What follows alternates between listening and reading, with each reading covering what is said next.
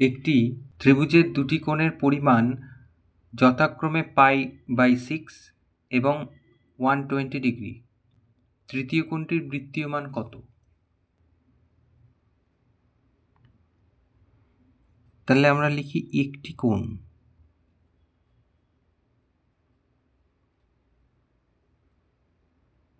সমান সমান π/6। তাহলে সমান সমান দিয়ে লিখি π/6, পাই আর লেখার দরকার নেই, 180 ডিগ্রি বাই 6। এটা আমরা কেন লিখতে পারি? এই যেহেতু পাই রেডিয়ান সমান সমান 180 ডিগ্রি,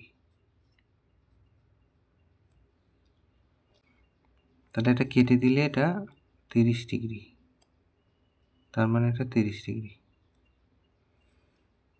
তাহলে একটি কোণ হলো 30 ডিগ্রি। তাহলে অতএব দুটি কোণের সমষ্টি কত হবে? 120 ডিগ্রি একটা ছিল আর 30 ডিগ্রি একটা বেরিয়েছে, তার মানে 150 ডিগ্রি। তাহলে অতএব তৃতীয় কোণের মান, ত্রিভুজের তিনটে কোণের সমষ্টি কত হয়? 180 ডিগ্রি, তার থেকে বাদ দেবো 150 ডিগ্রি, তাহলে 3 নম্বর কোণ যেটা সেটা 30 ডিগ্রি। তাহলে এই 30 ডিগ্রি হচ্ছে 3 নম্বর কোণ।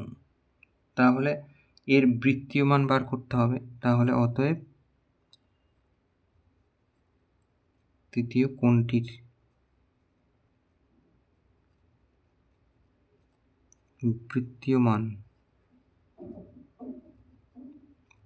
বৃত্তীয় মান বার করতে গেলে কি করব?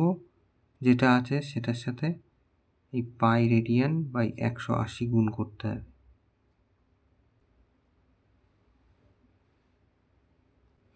এটা কেন গুণ করলাম? ওই একই ব্যাপার, যেহেতু পাই রেডিয়ান সমান সমান 180 ডিগ্রি।